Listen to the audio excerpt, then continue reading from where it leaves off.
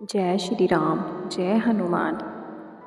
पराक्रमी हनुमान विचार करने लगे कि सीता की खोज करते करते मैंने गुप्त रूप से शत्रु की शक्ति का तो पता लगा लिया है और रावण के बारे में भी जानकारी हासिल कर ली है।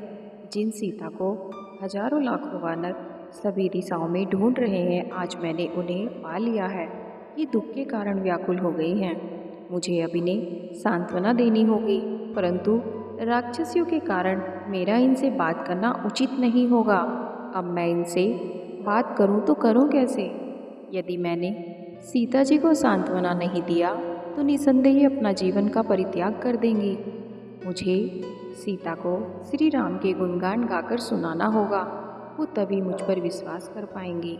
इस प्रकार विचार करके हनुमान धीमे धीमे स्वर में बोलने लगे। इक्ष्वाकुओं के कुल में परम प्रतापी, तेजस्वी, यशस्वी एवं धन धान्य समृद्ध विशाल पृथ्वी के स्वामी महाराज दशरथ हुए थे।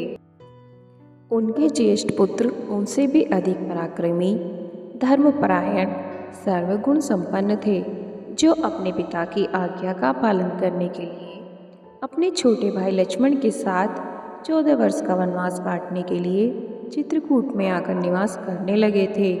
उनके साथ उनकी परम प्रिय महाराज जनक की लाडली सीता भी थी। वनों में ऋषि मुनियों को सताने वाले राक्षसों का उन्होंने संहार किया। लक्ष्मण ने जब राक्षसी शूर्पणखा के नाक कान काट लिए तो उसका प्रतिशोध लेने के लिए उसके भाई खरदूषण को उनसे युद्ध करने के लिए आए, जिनको राम जी ने मार गिराया और उस जन स्थान को राक्षस विहीन कर दिया। जब लंकापति रावण को खरदूषण की मृत्यु का समाचार मिला तो वह अपने मित्र मारीच को लेकर छल से जानकी का हरण करने के लिए पहुंचा। मायावी मारीच ने एक स्वर्ण मृग का रूप धारण किया, जिसे देख जानकी मुग्ध हो गई। उन्होंने राम को प्रेरित करके उस माया मृग को पकड़कर या मारकर लाने के लिए भेजा। दुष्ट मारीच ने मरते मरते राम के स्वर में हा सीते हा लक्ष्मण कहा था। जानकी जी भ्रम में पड़ गई और लक्ष्मण को राम की सुधि लेने के लिए भेजा। लक्ष्मण के जाते ही रावण ने छल से सीता का अपहरण कर लिया। लौटकर राम ने जब सीता को न पाया तो वे वन वन घूमकर सीता की खोज करने लगे। मार्ग में उनकी मुलाकात वानर राज सुग्रीव से हुई। फिर दोनों में मित्रता हुई। सुग्रीव ने अपने लाखों वानरों को 10 दिशाओं में जानकी की खोज के लिए भेजा। मुझे भी आपको खोजने का काम सौंपा गया। मैं 400 कोस चौड़े सागर को पार करके यहाँ पहुँचा हूँ। राम जी ने जानकी के बारे में जैसा बताया था, जैसा वर्णन किया था, उस शुभ गुण वाली देवी को आज मैंने देख लिया है। इतना कहकर हनुमान चुप हो गए। उनकी ये बातें सुनकर जनक नंदिनी सीता को प्रसन्नता हुई। उन्होंने अपने चारों तरफ देखा तो उन्हें कोई दिखाई नहीं दिया। तब उनकी दृष्टि पेड़ की शाखा के भीतर छिपे हुए हनुमान जी पर पड़ी। स्वयं पर सीता की दृष्टि पड़ते देख मूंगे के समान लाल मुख वाले महातेजस्वी पवन कुमार उस अशोक वृक्ष से नीचे उतर आए।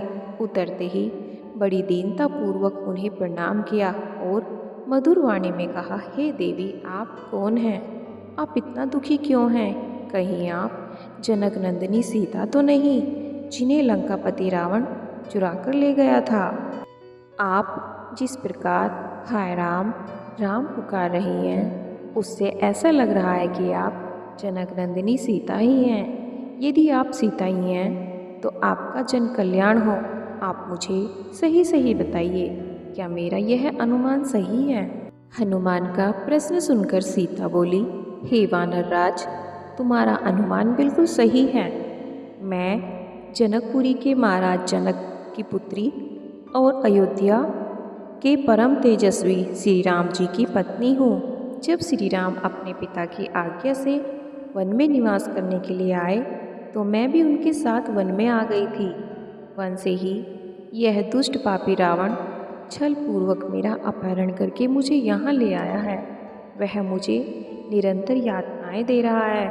आज भी वह मुझे 2 माह की अवधि देकर गया है। यदि 2 माह के अंदर मेरे स्वामी ने मेरा उद्धार नहीं किया तो मैं अवश्य ही अपने प्राण त्याग दूंगी। यही मेरे शोक का कारण है।